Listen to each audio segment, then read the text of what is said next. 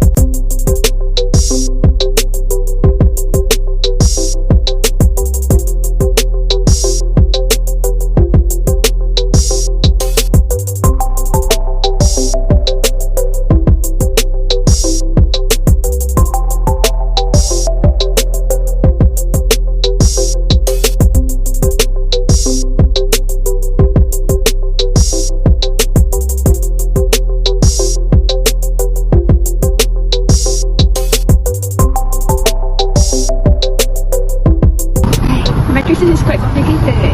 Yes, what's the benefit of learning matrices anyway? Well, it's not that hard. So I will show you one of the examples of the matrices. So we use this model and I will pass it to you. Pass it to back. Okay, and now I'll pass it to you. And I pass it to you back. Okay, and now I'll pass it to myself. Then I pass it to you back. Okay. So, do you know the passing that we did just now? I can't remember. So we use matrices to calculate it. Wow. How? After that, we represent Patricia as X, Maisarah as Y, and Ilya as Z. And we transfer the data in the form of matrices.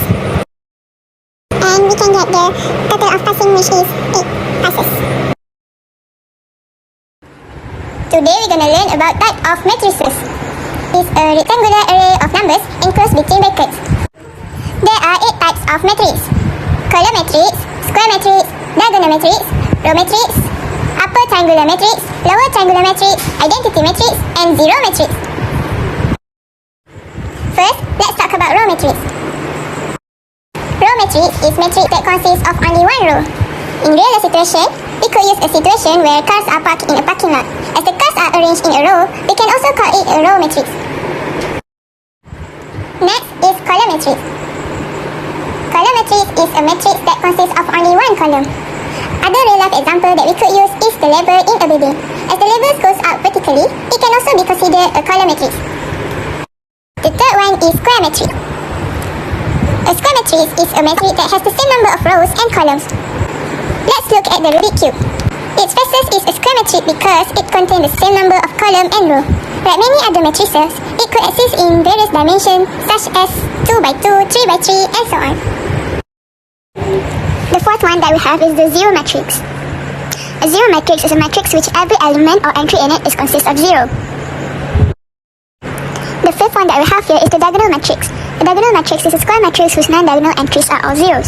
Whether we realize it or not, the classic tic-tac-toe game is a diagonal matrix. One of the ways for someone to win it is simply by arranging the X or O diagonally. The next type of matrices that we will look into is the identity matrix.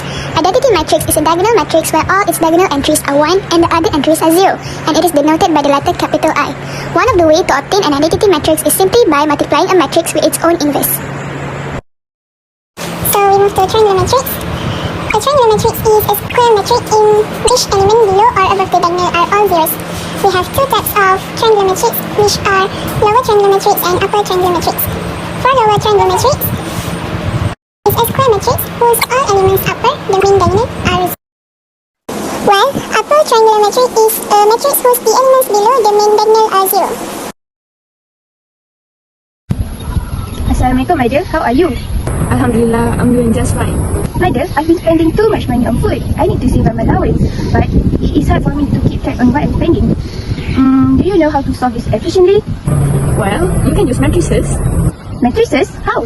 The table below shows Nadia's total expenses in 3 days. First and foremost, we need to represent each item with a coefficient. X for bread, Y for Milo, and Z is for nasi lemak. After that, we then need to form linear equations using the data above. So, in total, there's 3 linear equations that we need to form.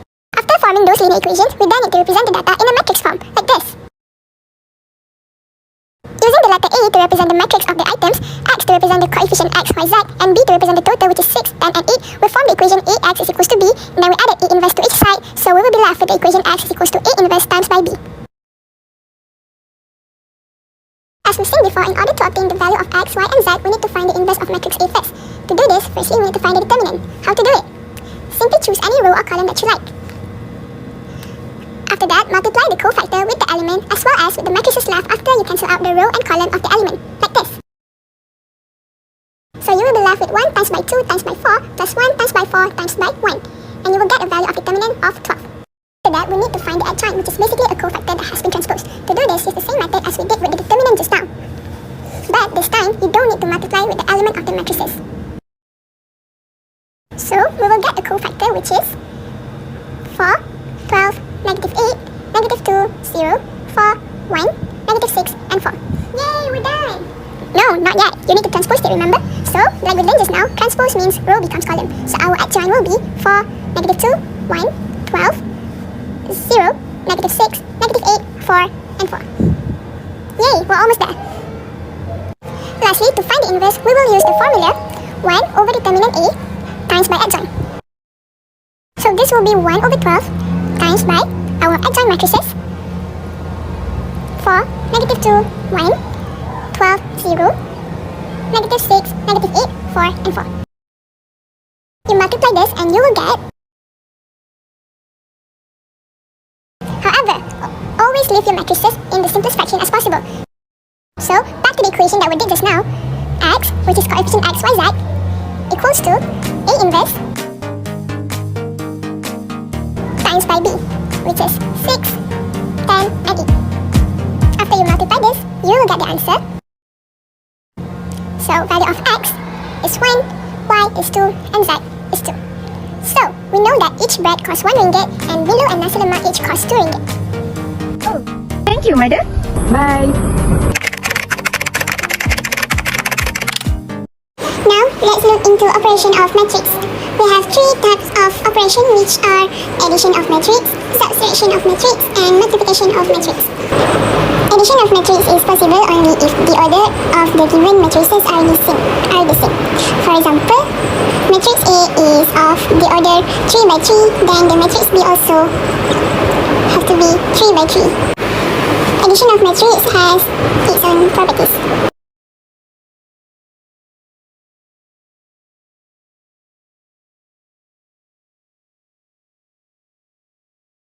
Next, subtraction of matrices. You need to make sure the order of 2 matrices is the same. Hence, the result will be in the same order. You need to subtract elements that are in the same position. Here are some properties of subtraction.